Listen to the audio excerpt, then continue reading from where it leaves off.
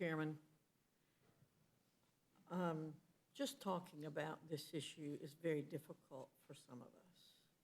Very, very difficult. I'm very concerned that we are developing in our country a real callousness toward life, particularly to unborn babies and babies who may be born alive despite the fact that there was an attempted abortion. And I'm very concerned when some of our colleagues, I think, paper over the fact that this is not about stopping abortions. This is about taking care of a baby born alive and capable of living outside the womb, despite the fact that the mother tried to kill it and that other people attempted to help that mother kill that baby. It's real important that we talk about this in proper terms. Mr. Cohen said we're here, that the Supreme Court made a law in Roe v. Wade, but yet we are here trying to nationalize something that should be a states' rights issue. Well, if the Supreme Court could make a law that okayed abortions, then it is perfectly within the right of the Congress of the United States to be here making law to protect babies.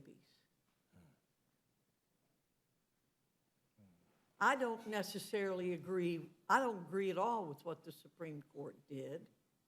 And I'm sorry, Mr. Cohen, I won't yield. But I do think, again, this is what has been happening and what our colleague from Arizona talked about, the abortionist, Gosnell. I'm not even going to dignify that man by calling him a doctor. He was an abortionist. And that's what we should always call him. What this bill is about is prohibiting a healthcare practitioner from failing to exercise the proper degree of care in the case of a child who survives an abortion or attempted abortion. That's what this bill is about. And why does it matter? A child born despite an attempted abortion deserves the same legal protections as all newborns. Many individuals in the United States have lived full lives after surviving an abortion when they were born, and their existence is as meaningful and worthy of legal protection as that of any other human being. I tell you again, we're developing a callousness toward life in this country, which is extraordinarily dangerous. It is dangerous to all of us. It's dangerous to those who support abortions. All Americans benefit from a society in which children born as survivors of an attempted abortion are treated with the same legal protections as all newborns. Yeah. And I fully believe that there's going to come a time when even those people who are pro-abortion will have some inkling themselves personally and their wish to have their own lives regarded as significant. And they'll wish that there are people in this society who value all lives, including their own, whether you're young or old or infirm.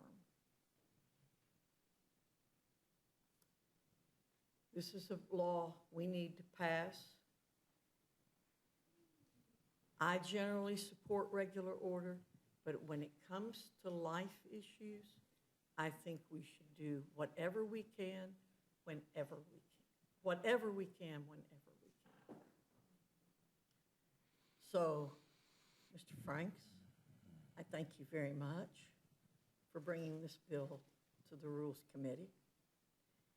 And I hope that we will pass this bill with a very strong bipartisan vote, that it will go to the Senate, and that the American people will put a lot of pressure on the Senate to get the votes that are needed for the bill to pass. I don't have any doubt that it'll pass in the House.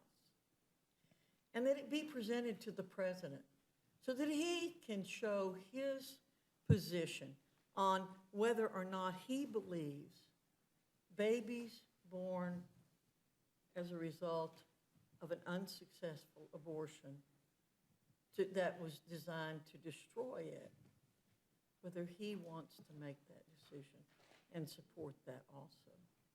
Thank you, Mr. Chairman. I yield back. Yes, ma'am, and thank you very